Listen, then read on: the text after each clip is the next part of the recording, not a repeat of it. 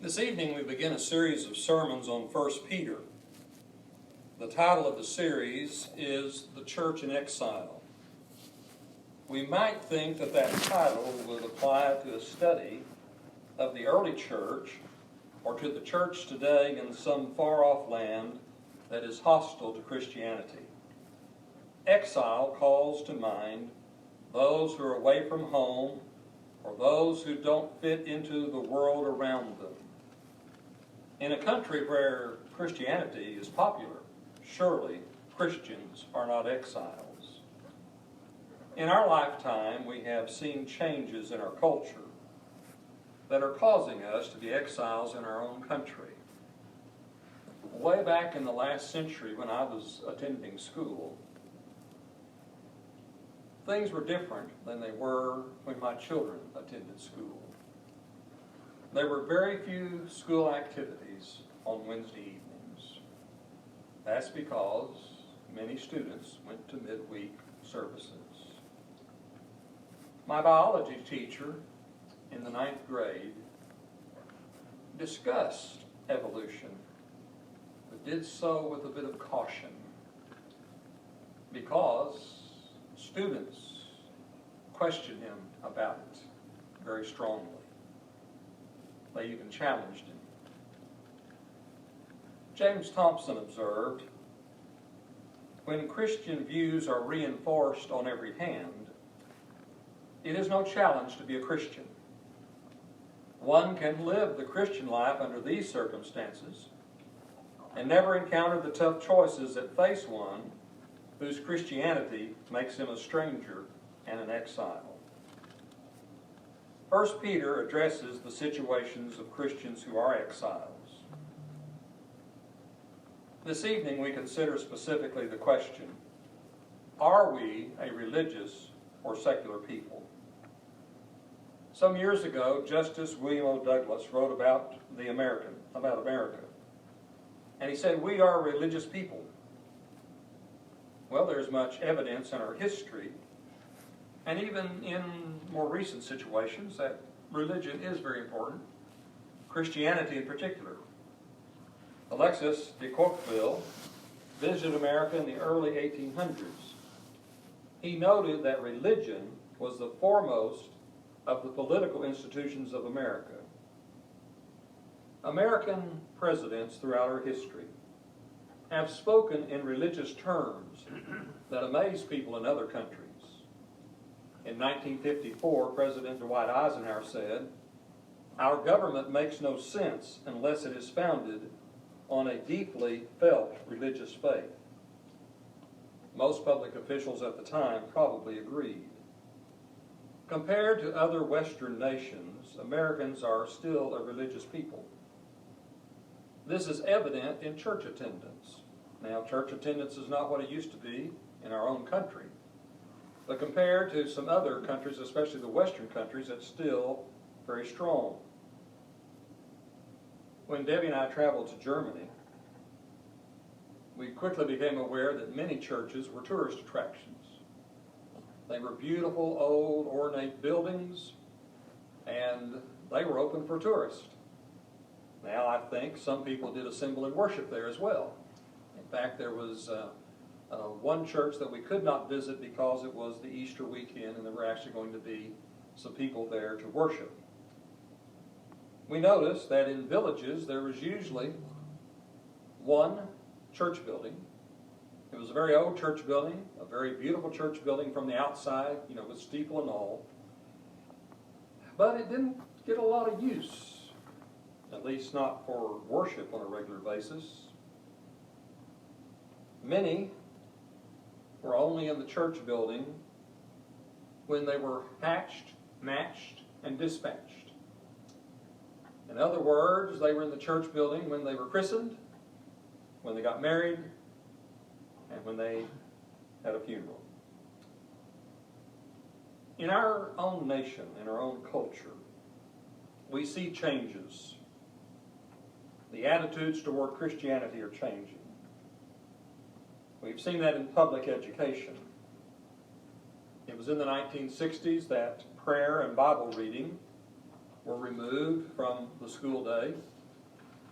I attended a school where the Supreme Court decision was ignored for at least a few years. We've seen other changes. It was just a few years ago that in the Rosebud Lot school system that baccalaureate and graduation were basically combined. And the speaker at graduation each year was one of the local ministers. That had to change because the school board was afraid of ramifications. We went back to having a baccalaureate separate from the graduation. We have values education in our school systems at times. It tries to teach good values for the most part, but it does not give preference to Christian values.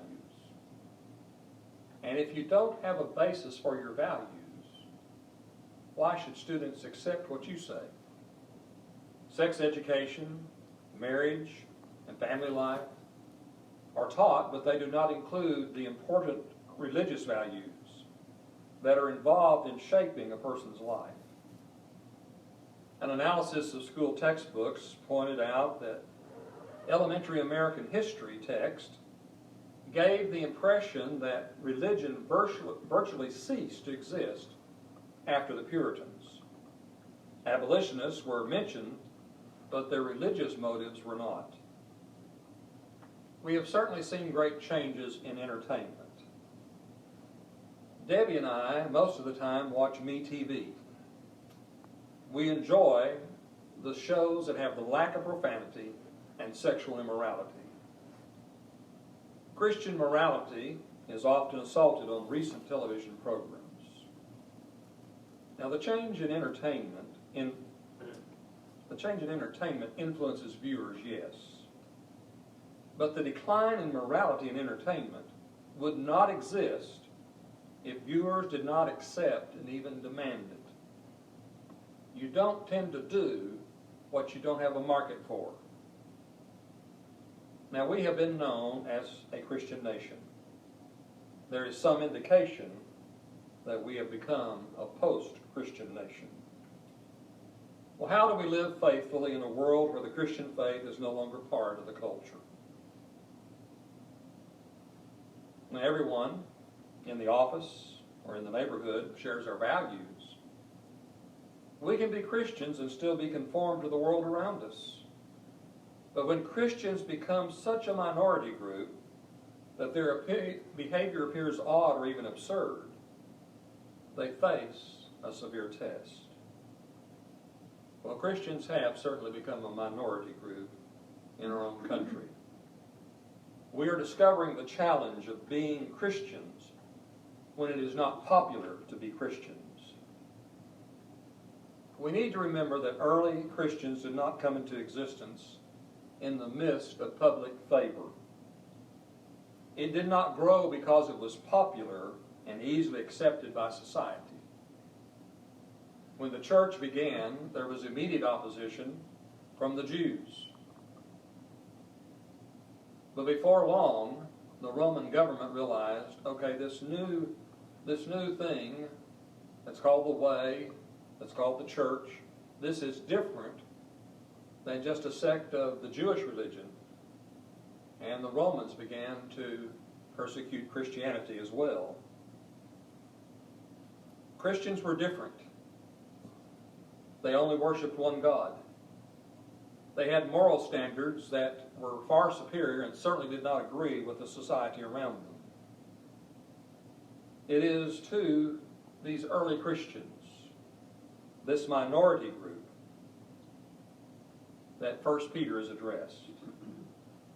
We read in verses 1 and 2, Peter, an apostle of Jesus Christ, to God's elect, strangers in the world, scattered throughout Pontus, Galatia, Cappadocia, Asia, and Bithynia, who have been chosen according to the foreknowledge of God the Father, through the sanctifying work of the Spirit, for obedience to Jesus Christ, and sprinkling by his blood.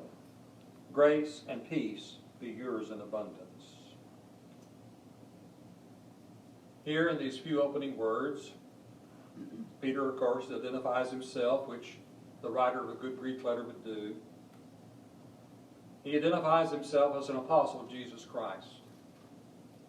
And then he tells to whom he is writing. He says to God's elect. That identifies that these individuals have been chosen by God. Now, this is not an individual choosing. God has designed that those who are chosen are those who respond to the message of Jesus Christ. These people are called strangers, exiles, pilgrims, aliens, strangers. Different words are used in different translations. But they are different from those around them. And in particular, those who are addressed live in 5 provinces in Asia Minor, in an area to the north and to the west of the Taurus Mountains. This was an area with a large population. It was a large area. It indicates that a great deal of evangelism had been done in the first century in this area. One letter is addressed to all these churches. It was probably a circular letter. It would be taken to one church, read, then taken on to another. Of course, we know that many copies were made, and it became a part of our Bible. But it was a message for Christians. Christians who were exiles in a sense. They had been chosen. This was according to God's foreknowledge. God had all this planned far in advance. God had his plan of salvation in place before he ever made us. They had been set apart, sanctified through the work of the Spirit. They were to obey Jesus Christ. They were sprinkled by his blood.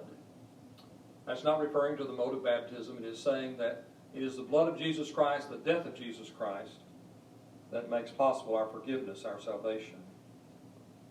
And Peter gives the blessing. In the greeting of a Greek letter, there are usually some words that wish one well. And in letters written by Christians, it takes on a Christian flavor. Grace and peace be yours in abundance. These alien Christians that who first read 1 Peter were not strangers in their own lands because of their skin color or their nationality. Their obedience to the call of Christ had made them exiles.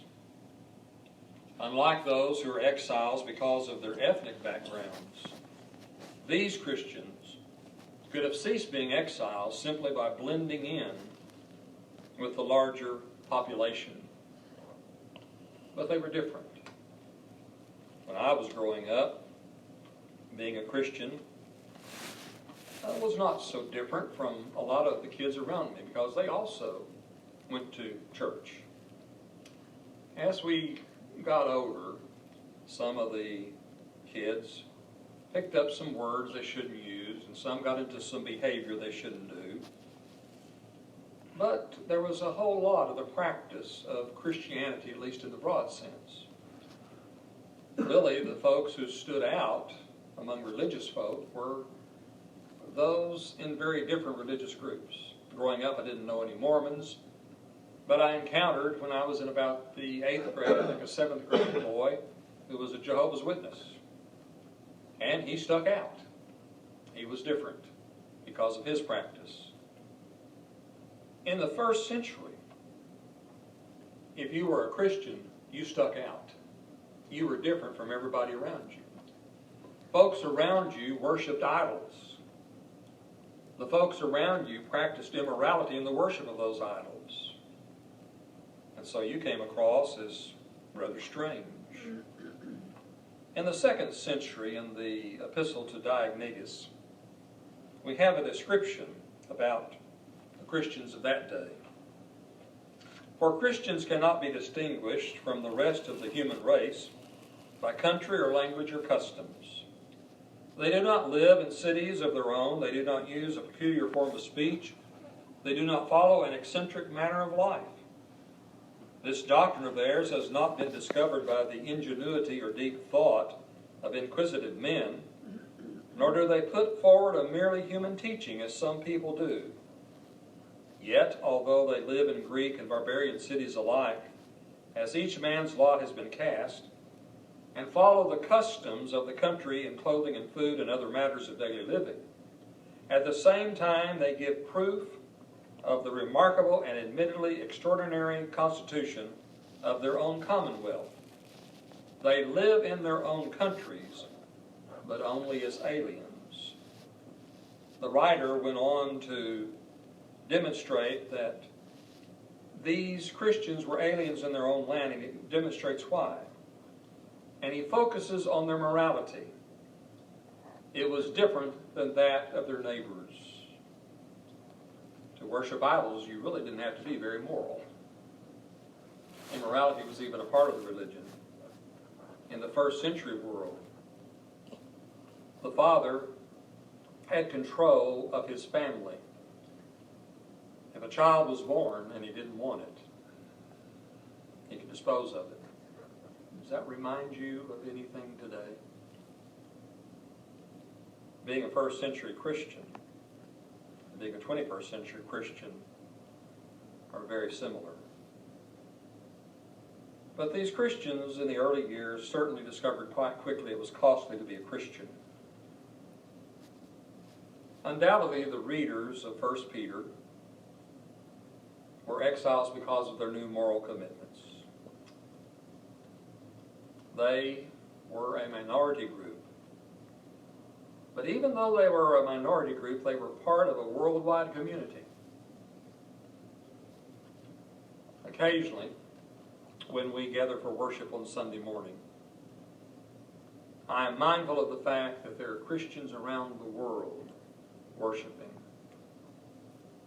When we were in Germany, when we were assembling for worship, I was mindful that back over here you were worshiping. Now, there was an 8-hour time difference or something like that, but we were worshiping on the Lord's Day, worshiping the same Lord, observing the Lord's Supper on the same day. Yes, a minority group, but a widespread minority group. And so Peter addresses this letter to these Christians who are strangers, exiles, aliens where they live. But he calls upon them to face persecution, to live as Christians. Well, how did Peter encourage them to live as exiles? How do we live if we find ourselves to be exiles? We remember that we are elect or chosen by God. Peter states that right there in the opening of the letter. The world may reject us, but we were chosen by God, and that gives us strength. The introduction closes with the blessing, as we've mentioned. Grace and peace to you. It reminds us that as Christians we are not dependent on our own resources. We are dependent upon the grace of God. And we should note that at the close of the letter, Peter again refers to the assurance of God's grace in times of trial. Alan Black says by the end of the first 2 verses, Peter has established his authority, reminded his readers of their election and sanctification, framed his readers' lives with the metaphor of living as strangers in this world, and summoned them to obedience.